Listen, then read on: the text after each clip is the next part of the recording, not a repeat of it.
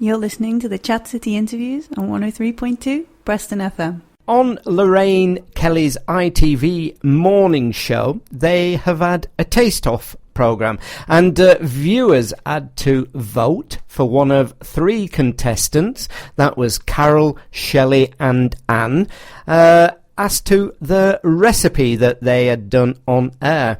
And Carol is Carol Harris, and Carol is over in Leyland and is with me now. So Carol, a very good morning to you. Hello, hi, good morning. It's absolutely lovely to speak to you again. I know we spoke some weeks ago. And I must admit, I've got a little self-torture going on in the studio because I'm looking at the recipes online. And I may be a little biased, and we'll talk about the recipes and the winner in a few moments. I may be a little biased, but looking at the pictures on the screen, I think the most tempting one to me is your Caribbean pineapple cake. Oh, thank you for that, Hughie. I love the cake, and personally I think it's the best, of course, but it is delicious. It's a wonderful recipe, and unfortunately it didn't win, but I'm very proud of the cake, and a lot of people do love it, so I'm happy with that. It certainly looks delicious just looking at it. I must admit, I'm now starving. even though I had my Weetabix this morning, I think I could just go a nice piece of Carol's Caribbean pineapple cake. So you were up against Shelley, and I'm not sure if I'm pronouncing what Shelley put together. Is it Namo bar? I think it's a Nynamo bar. It's called. Bar. It was a Canadian recipe, and it's like a little chocolate bar. Really, I'd say it's more of a chocolate than a cake, but it is a sweet treat, which is what the competition called for. Right, and then the winner was Anne, and Anne had done ginger and orange cherubs, I think. Is that right? That's right, and that recipe, I believe, was based on, it's an old Yorkshire recipe. I think it's for Yorkshire Rascals, and Anne had tweaked the recipe a bit and made it, to suit her own family, and that's the cake that won. Right. Very nice, but not as nice as mine, I think. No, I think just looking, I think if I was going for something now with that nice cup of coffee, it would be there's just something about the sound of it also, Caribbean pineapple cake. Not only does it look delicious, but it makes you think that you're out there in the Caribbean somewhere. Oh, it does. It's nice flavours. It's got a lovely ginger caramel on top. I don't know anybody that doesn't like caramel. So, I obviously think it's still a winner. I'm actually making lots of it for a friend's birthday this weekend, so I'm going to be in the kitchen for a few days. So it was on TV, I think, was it the 18th of March? It was on TV, yes, and we were also at the Ideal Homes exhibition in London giving samples of the cake out. That was a lot of fun. It was a long, hectic day, but it was so much fun meeting people and actually getting them to try the food as well. So was it a brilliant experience then, Carol? Did you enjoy it?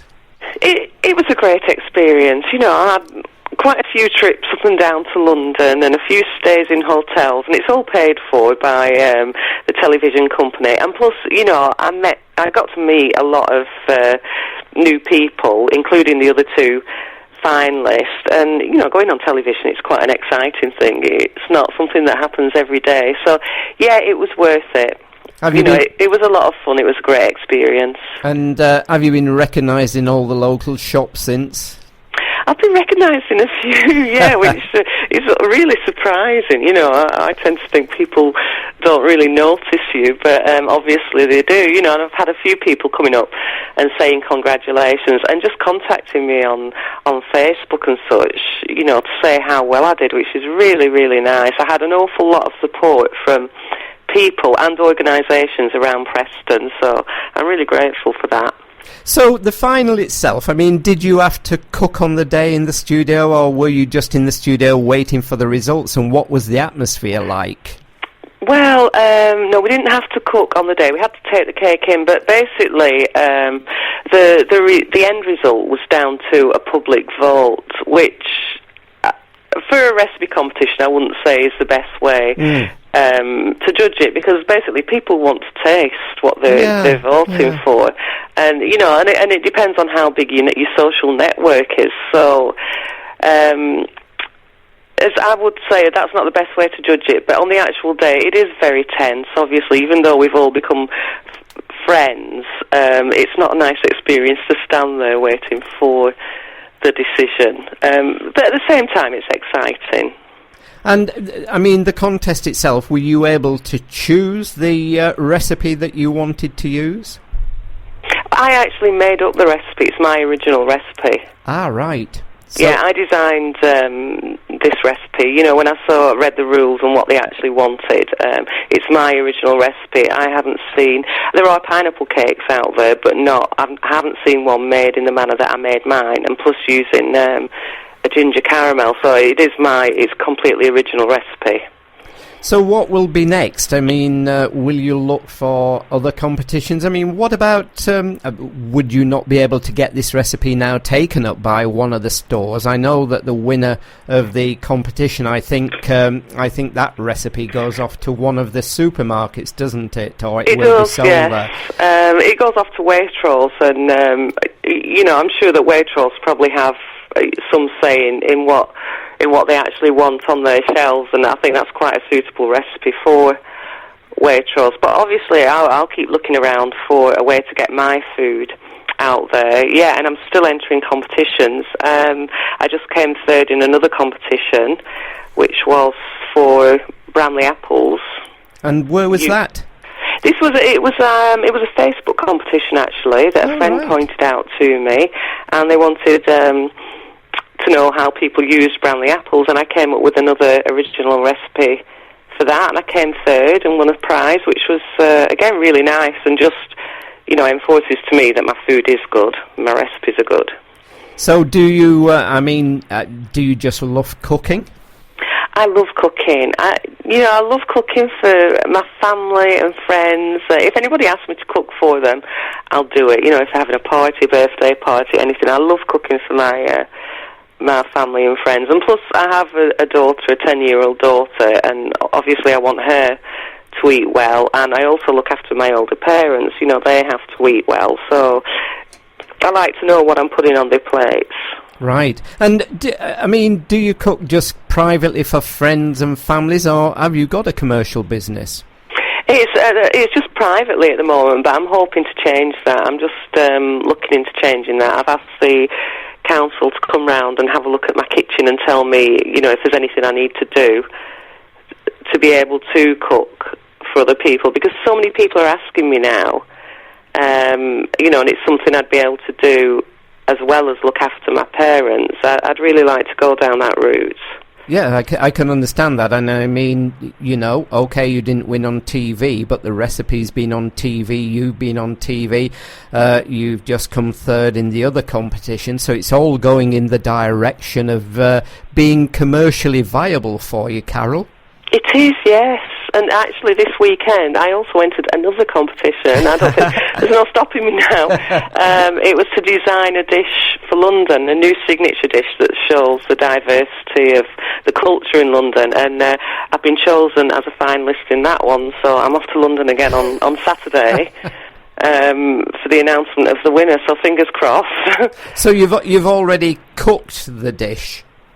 Yeah, well, I came up again with another original recipe, sent it off to them, told them why I thought it would be a great signature dish for London, and they've tested the recipe in their kitchens and chosen 12 finalists out of hundreds of entries, and then on Saturday we go and see which recipes actually won.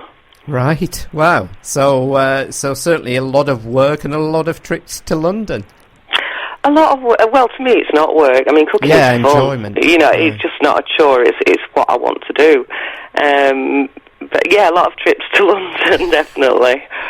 And when it comes to your own taste of food, what do you enjoy eating? I enjoy. Well, now that it's getting warmer, salads. Lots of different Mediterranean style salads, ethnic style salads, but. my food taste is quite spicy. You know, my dad's Jamaican, so there's quite a lot of spice in Caribbean food. I enjoy Brazilian food, Indian, Spanish, Italian. I don't think there's anything that I don't like. I think as long as it's fresh. I'm not into ready-made meals and that, because I think most of the things you can knock up yourself just as quickly and even more cheaply. Yeah, and the kind of food that you like, the wide and varied menus there from around the world must really be quite helpful and in your cooking and coming up with new dishes. Well, it is, yeah. I mean, obviously, the more diverse flavours that I try, then the more I can put into my food. I'm always learning about new ingredients. By tasting them and also by reading recipes that other people put out there. I can actually learn a lot from other people and then turn it into something that I can make my own. Right. And I don't know, do you have a website at all? No, I don't have a website as yet, but that's I'm working on it at the moment. Somebody's helping me to set up a blog, so I am going to be starting a food blog, and I'll be putting all my recipes out there, and people will be able to have a look and comment on them. But one thing that I do, there's an online site for the National Guardian. It's called Guardian Witness, and I have a whole heap of recipes on there under the name of Ms. Pepperpot. That's my cooking name, Ms. Pepperpot.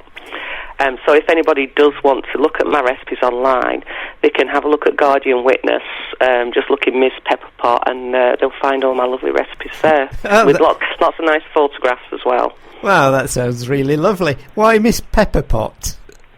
Well, I think the first competition that I entered, I submitted, this was last year in Britain's Best Pie, I submitted a recipe for a pepper pot pie.